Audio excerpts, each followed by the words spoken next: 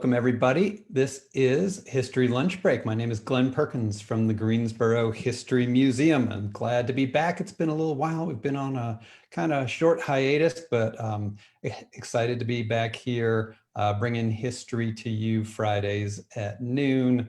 Hope you got something good in your lunchbox. We have a tremendous topic show today. Great opportunity for African American Black History Month to talk about one of the critical civil rights movements that happened here in our community. We all know a lot about February 1 and the sit-in movement, but even before that, there was a desegregation act that happened in 1955 that was a civil rights milestone. And some of our folks here on the show today are working on a new way to tell that story through documentary video. So I'm super pleased to welcome the team behind 450 and Change. We've got Robert Baggett, Tom Donahue, excuse me, Tom, Tim Quillen, and from down the hall and one flight down from me here at the Greensboro History Museum, my fantastic colleague,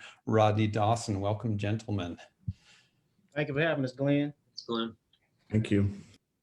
You're welcome. And again, I'm really excited to talk about this topic. Rodney, just let's dive in and you tell me a little bit about what happened there in December 1955 at Gillespie Golf Course.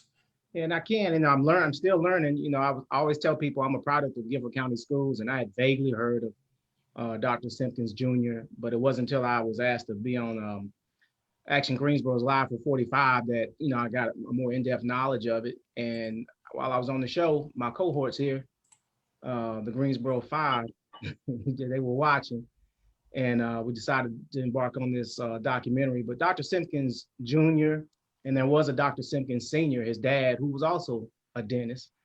And so, you know, he grew up in Greensboro, product of Dudley High School. He went to a junior college for a bit and then decided to go to Meharry Medical School to become a dentist. And when he returned back to Greensboro, he was working for the Guilford County Health Department. And his father was getting older. He decided to take over his dad's practice. And so, you know, he was a pretty well-to-do guy. You know, he wasn't struggling for anything. They were, I guess you would consider, upper middle class, and lived in a historic, what about to be a historic neighborhood in Greensboro. And they were surrounded by people that weren't hurt. I don't want to say they weren't hurting, but they knew they could get a meal. They could afford to play golf and things of that nature. But he wasn't an activist. But it wasn't until that Wednesday, December 7th, 1955, that he decided, and his five cohorts, Philip Cook, Sam Murray, Elijah Herring, Joseph Sturdivant, and Leon Wolf. And they would normally, he would shut his office down on Wednesdays at 12, go home, grab something to eat, and then go play golf. And at that time, the Gillespie Park Golf Course was considered, you know, the jewel of the city. It was a beautiful 18-hole course, and it was designed by the gentleman who redesigned Augusta National, Perry Maxwell. And so they would go to Durham because they couldn't play in Greensboro. They would go to High Point, Winston-Salem. They did have a park they developed in the late 40s, NOCO Park, for African Americans, but it didn't have the same amenities. It was built on an old cow pasture. There was a stench when you played. And so they would go to this gas station, meet up, and decide to go play. Well, this particular Wednesday, they decided we're going to Gillespie Park. And so they went to Gillespie Park, walked in, the attendant was there. They put the 75 cents a piece down. The attendant wouldn't, the story goes, he wouldn't take their money. They tried to sign the registry. He snatched it from them, and they went out and began to play. The resident pro who was in charge was away at lunch, or at least he wasn't there.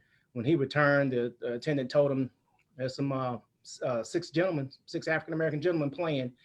So he went out and berated them, cursed at them, harassed them for about, they started harassing them. By this time, they're at the third hole, and he harassed them every hole. Dr. Simkins even talks about how he grabbed his club to kind of try and intimidate the resident pro. He said he didn't want to hit him. He wasn't going to hit him, but he wanted to make him think he would. But like I said, it was an 18-hole course. By the time they get to the ninth hole, they decide we're going home. And a lot of folks say thought they got arrested on the course. They actually returned home, and they sent policemen to their homes and arrested them later that night. And then, I'm sure we'll get into the rest later, but that's what sparked it. He was very competitive. He was a tennis player. Um, he played golf. He was an athletic guy and very competitive. And just the shame of that moment, he talks about how he was ridiculed by the magistrate and the judge. And he says, I want to beat this. And he was supposed to pay a little $15 fine and call it a day. I don't think he was being prophetic at the time, but he said, we'll take this to the Supreme Court if we have to, and end up going to the Supreme Court. It's so interesting to me in some ways because he's this competitive guy, that Dr. Simkins so well known as an athlete and for tennis and golf in particular. And you wonder if there was something in that competitive spirit that made him say, I'm not going to take this, I'm not going to lose this game here, that, this is more than a game. This is actually the right of people to take advantage of public facilities. But you guys are working on sharing this important story through a documentary. Rodney, tell me, was it your idea to kind of turn this into a video?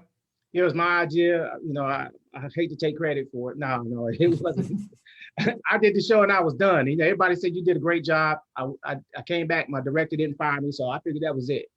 However, in doing the research on Dr. Simkins and being a former teacher, I did feel like I was shortchanged on this story and other stories that I may not know, I don't know about. And I wanted to develop a curriculum. And I even told one of the mentee of Dr. Simkins, attorney Steve Bowden, I said, you know what, I'm gonna come back to you because I want to turn this into a curriculum and try to implement it into the schools. Well, I get an email from Tim Quillen, and he says he wants to talk about doing a documentary.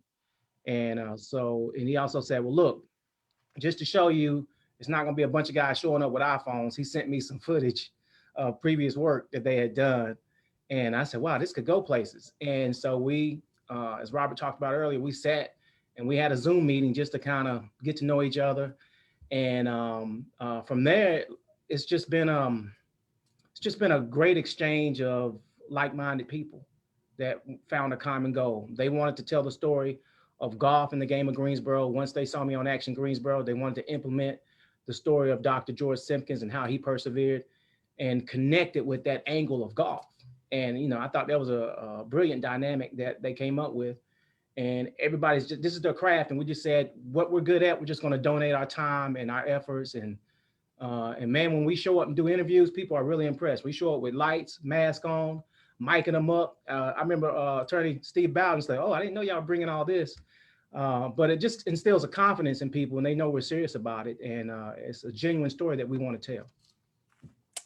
So this is, if you're just tuning in, this is History Lunch Break from the Greensboro History Museum. We're talking about Dr. George Simkins, the Greensboro Six, and the documentary in progress, 450 and change. If you guys are on Zoom and have questions for our panelists, feel free to drop them into the Q&A or the chat, and we'll be sharing those out. So Tim, you saw Rodney in doing an interview, and did you immediately say, "Oh, this is the documentary I've been waiting to make"?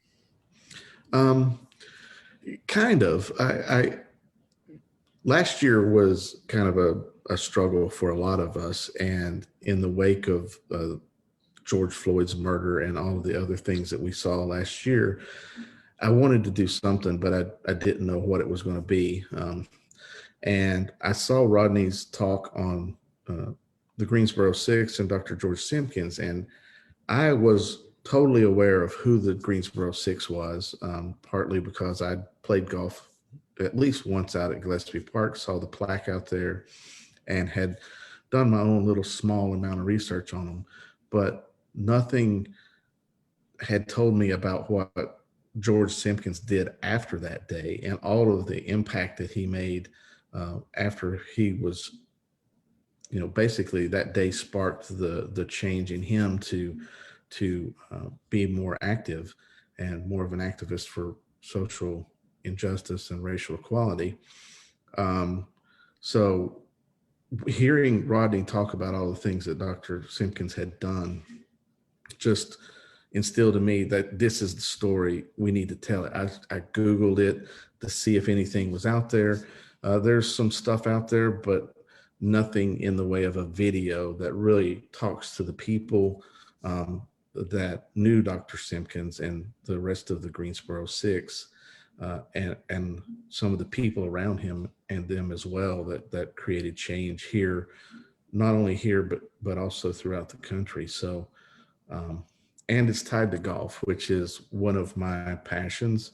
And I knew that if we could come at it from a golf angle, and expose more of the golf world to this story, because it's a golf story that has so much more behind it.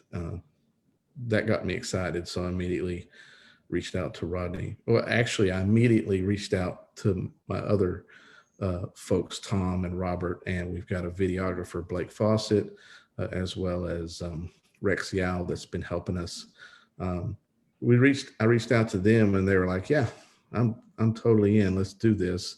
And then we reached out to Rodney and formed this relationship that is hopefully going to do some really good stuff. That's tremendous. So Robert, I know that Tim sort of thought of you initially in part because you have studied golf and thought a lot about it and done some things around that. What angle did you see on the story and being able to tell it as a golf story, the George Simkins and Greensboro Six story? I mean, I think for Tim and I, it's like we've known each other for a number of years, met back in 1995, and over the years we've had a chance to share quite a few rounds together. And I think from a golf perspective, just the camaraderie and the idea that you can all come together on the course and walk 9 holes, walk 18 holes, and share stories and spend time together. I mean, I think the camaraderie is what kind of keeps us coming back to getting together and playing rounds together. But learning the story of Dr. Simkins and his friends that did this together, I mean, it kind of like it elevated that whole idea of camaraderie and kind of togetherness to a different level, because they took that position to make a stand and do something powerful and make a statement, and they did it together. And I think that it quickly became obvious that once we all got on Zoom together and we started talking about it, and Rodney was sharing his ideas around telling those historical stories that really hadn't had the opportunity to surface in the school systems. And we could use our skills as designers and writers and creative people to further develop, I guess, and further share that story in a really powerful way. It felt right, and it just felt like something that it felt like something we needed to do. Mm-hmm. And I'm grateful to have the opportunity. I think all of us coming together and sharing that has been a really positive experience so far, and look forward to continuing the process. So Tom, tell me a little bit about your role on the team. And had you heard, did you know the story of the Greensboro Six before these guys reached out to you? No, it was something that I was never taught in school. I went to school in Randolph County and went to college at UNCG, and it was just something that never came up. So when this story was brought to me, I was kind of fascinated by it because I was surprised it's not talked about more. And I'll be the first one to admit I don't play golf at all. You're the non-golfer in the bunch. I'm the non-golfer. I've tried two non-golfers. I've tried to shoot the ball with Tim and Robert and Rodney before. It did not go that great. So I applaud them and their continued efforts to play and get better, whereas I'm just kind of a lost cause at this point. So I'm not doing it for the golf story, but I'm doing it from the angle of racial inequality, especially as it was so hyper focused in 2020, and I wanted to do something and be a part of something, but didn't really know where to put that energy. And when these guys reached out to me, I was like, yeah, this is it. Like I could at least contribute in this way. And hopefully make a change for the better and start hopefully inspire others to bring more of these stories to light that may have been, not forgotten, but not brought, not the attention that they deserve. They need to be brought out more. So very proud to be working with these guys. And, it's great. I'm a history guy too. I love history. So getting to learn more about the whole story and the impact that Dr. Simkins had has been really, really great. And it's been awesome to be part of this. And you guys have developed a trailer, and why don't we take a look at that real quick, and then we'll talk some more about some of the interviews that you've done and some of where this is heading. So let's see if I can do this and take a look at the trailer for 450 and change. Brown versus the Board of Education. The murder of Emmett Till. Rosa Parks bus ride. In 1950s America, movement was in the air. One event in Greensboro, North Carolina was about to challenge the course of history, and it all started with a round of golf and 6 men with 450 and change. On December 7th, 1955, Elijah Herring, Leon Wolfe, Philip Cook, Joseph Sturdivant, Samuel Murray, and Dr. George Simkins Jr. headed to all-white, members-only Gillespie Park Golf Course, placed their 75 cents on the counter, and proceeded to the first tee, despite being told they could not play. This would only be the beginning for one of the men whose actions would go on to inspire change across the nation. This is the story of turning challenges into triumphs. This is the story about a lifetime of perseverance. This is the story of Dr. George Simkins Jr.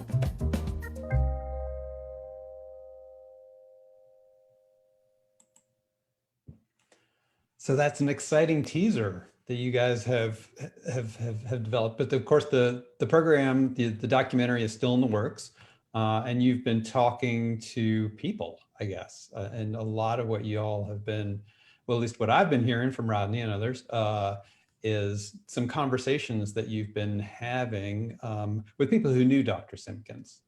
So tell us a little bit about some of who you talked to. Well, the very first, I think our first interview was, I wanted to talk to some people that were around during that time and in close proximity to him. And so I immediately thought of Justice Henry Fry, who's a friend of the museum. I didn't know him personally, but my wife is in the same sorority as his wife.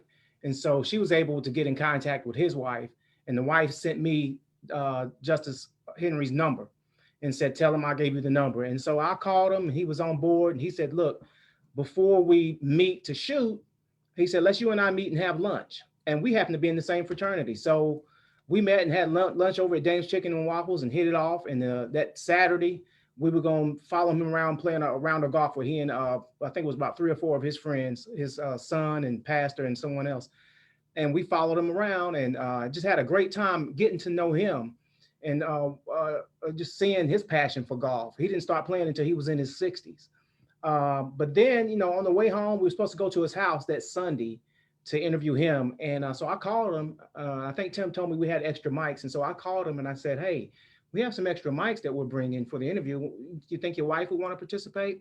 So he leaned over, he said, Ma, you want to get involved? And she said, yes. And I think we spent 3 hours at his house and, shooting and just talking and just getting B-roll. And I really developed a relationship with Shirley Fry that day. I spent an hour just talking to her on personal things. And since then, the friendships have sparked. The Frys took my wife and I out for our anniversary. And so it's just an added element. We talked to the mentee, our Steve Bowden, whom else? Former mayor, Jim Melvin, the current mayor, Nancy Vaughn, Dale Tompkins, who was a former coach of Dudley High School golf team, and he golfed with Dr. Simkins Jr. and told us stories how Dr. Simkins used to carry around a wad of money. He would take people's money. He was that good at playing. And we even talked to, what was it, Jimmy Moore is his name? He was a caddy. He caddied for Dr. Simkins, and he talked about the caddies when his car would pull up, they would rush to try to be the first caddy to reach his car because they knew they were going to get paid something extra, tip something extra that day. And they called him the $5 man. The five, yeah. Yeah. everybody else would give 3, he would give 5. So they wanted to caddy for him. We've spoken with Bob Brooks, the director of golf at Gillespie Golf Course. He has a great passion for the golf course and telling the story of what happened back in 1955. So Lewis Brandon, we've talked with a lot of folks that knew Dr. Simkins, and we've got a huge list of more people to talk to. A lot of the people, some of the people are in the golf industry, surrounding the Wyndham Championship and the First Tee program, which runs out of Gillespie. But so there's other avenues for us to explore in the golf world, but those overlap. Like Mike Barber at the First Tee program, he knew Dr. Simkins, so we're hoping to get a good conversation going with him and what that means. The mission for the First Tee is very similar to what we want to do, and in providing more diversity in the game of golf is very important to us as a group here, not only of telling the story of Dr. Simkins, but also trying to help with that as well. So we still got a lot to do. Every time we speak with somebody, we find out, they tell us somebody else we need to talk to. So the list is growing, but hopefully it's going to be a nice documentary here in the next few months. I think this must be so interesting to talk to everybody, because I mean, I think anybody who Dr. Simpkins touched, he's had such an enormous impact, and of course, even the golf, even the Greensboro Six case was just part of what he did. His role as the president of the NAACP for so many years, his work on desegregating healthcare systems, of course, is enormous. So you guys have been talking to a lot of people about Simkins' legacy. Have you found some ways to look into sort of the legal questions, that and the story of how the case kind of worked its way up and some of its impacts over time? Maybe Tom or Robert, you guys can talk about that possibly. Well, I don't think we haven't fully dove into all of how it went up the ladder. We are aware of how it went from the lowest levels of court to the highest levels of court and the end result of that, and it's something we're going to be exploring more of soon for sure. But yeah, we haven't gotten into all of the details of that yet. At least I haven't. If anyone else would like to speak to it, please do. No problem. We do know that the hypocrisy of it. Like I say, they were found guilty. They decided they were going to take it to court, and they went to district court. And Judge J.J. Hayes, they found out. It's interesting. They found out that some of the jurors, the city had taken Gillespie Park Golf Course and leased it out to a private white citizenry group, and said, in order to play the course, you have to be a member of this. Almost made it like a country club. But of course, they wouldn't allow blacks to join this club.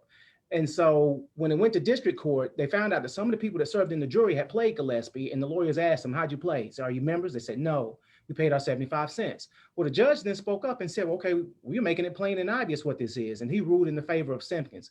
Greensboro appealed it, and it ended up going to the Supreme Court. Dr. Simkins then drove up to New York, met with Thurgood Marshall, and Thurgood Marshall told him, I'm not going to take the case because it's going to mess up my win-loss record. He said, but you're going to lose, and I'm going to tell you which Chief Justice is going to rule against you. He met with Bobby Kennedy, told him the same thing. They did lose 5-4, but Chief Justice Earl Warren wrote such a dissenting opinion with an intent to kind of embarrass the state that it embarrassed Governor Hodges that he suspended the sentence. And so the reason they lost in Supreme Court is because the lawyers for the Simkins group did not include that decision by the district court in their brief. So they couldn't consider that as evidence. But it kind of shamed the nation, the governor and the state, because they said, do you really want these tax plans? Some of them veterans, you really want these guys going to jail for trying to play golf? Mm-hmm. And I think that's what galvanizes a lot of people to say, you wouldn't let them play golf? Okay, come on. And so yeah, it's a lot. And then don't get me started about the Cone versus Greensboro, where Cone versus Simkins, where that case set the precedent to integrate hospitals nationwide and allow privileges for African American doctors and dentists. And so when I realized that, I said, man, we should have known this. So it's been very important for us to make this as part of a curriculum that's implemented into the schools, and a manageable curriculum, though it's not going to take up 2 weeks. And then you got some audio visual interactive elements. And then I'd love for Tom or Robert, before we get out of here, and I don't want to take your questions from you, Glenn, talk about some the benefits of social justice we were talking about in the advisory.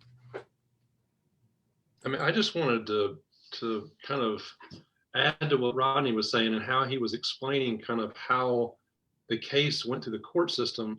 I think for kids and everybody, to be honest with you, everybody, we all deserve and need to be educated about things that have happened in our community and in our state and across the country, back in the 50s and obviously up to current day. But to be able to understand how things made their way through the court system, understand the decisions that were made during that process, and to really kind of get a sense of Dr. Simkins and his continued perseverance to kind of push and move and continue to bring things to, into public view. I mean, that's what kind of like has gripped me throughout this entire process, is just his continued perseverance to make a difference and to really bring things to light, continue to have public discussions, continue to make the courts rule one way or another. And obviously not always in his favor or favor of Black Americans, but it's like, it really brought a lot of things to the forefront that needed to be discussed and inspired a lot of other action. I think it's so interesting. There's so many legacies. I'm curious if, as you guys find out sort of what impact it had on other public facilities across the state and across the country. But I think making this into a documentary and thinking specifically of that school age audience is really a wonderful approach. So I think, well, I guess the next question is, when can we expect this? When are we going to get to see the final cut? And how are you guys, and how can folks follow along with your progress? I think the way to follow along is you can go to our website, which is 450andchange.com. That's just 450 and spell out the rest, and change.com. There's a link to our Instagram account there. It is just, it's set up now to facilitate being able to show a trailer and get some interest. We're going to put together, obviously, a social media campaign as we get closer to launch date for the video and the documentary. So that's the way to kind of keep track of things. If you follow us, it may be a little while before we post something, but if you're a follower, you'll see it you'll be one of the first to see when we're ready to launch this thing. We can't give a date for when it's going to be ready because, like I said, we just keep getting more and more people to talk to. So at some point we've got to say, okay, we've got enough, but we're not at that point yet. So ideally it's going to be sometime at the latest mid-year, just knowing all the things that have to go in on the backside of editing and proofing and getting stuff ready with captions and stuff. There's a lot of stuff at the end.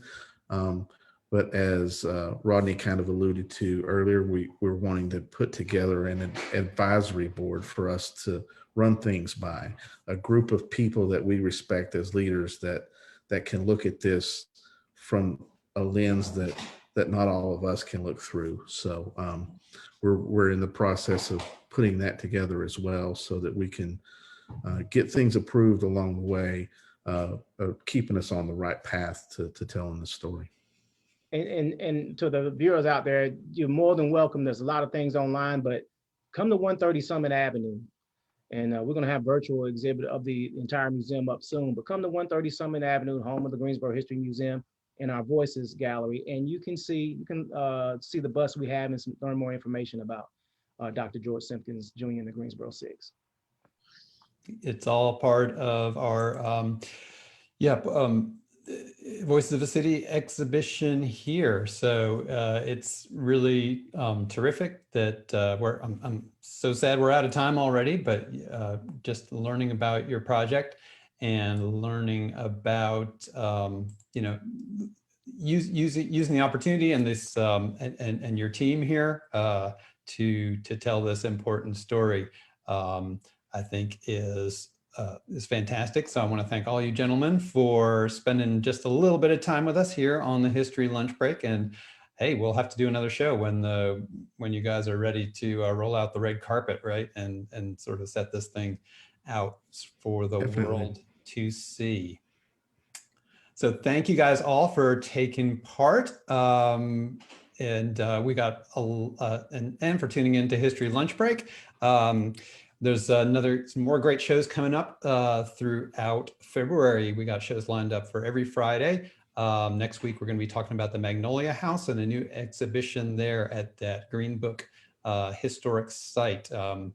A place here in Greensboro where James Brown, James Baldwin, Tina Turner, they all have spent the night, but it was also a home to the Gist family. And so we're going to be talking with Torrin Gatson from UNCG Museum Studies about a new display that's up there. So that'll be next Friday live at 12 o'clock. So tune in for that. Check out all of our back episodes at our archive on our YouTube channel. Rodney, we are going to be so busy the next month. We got so much stuff coming up.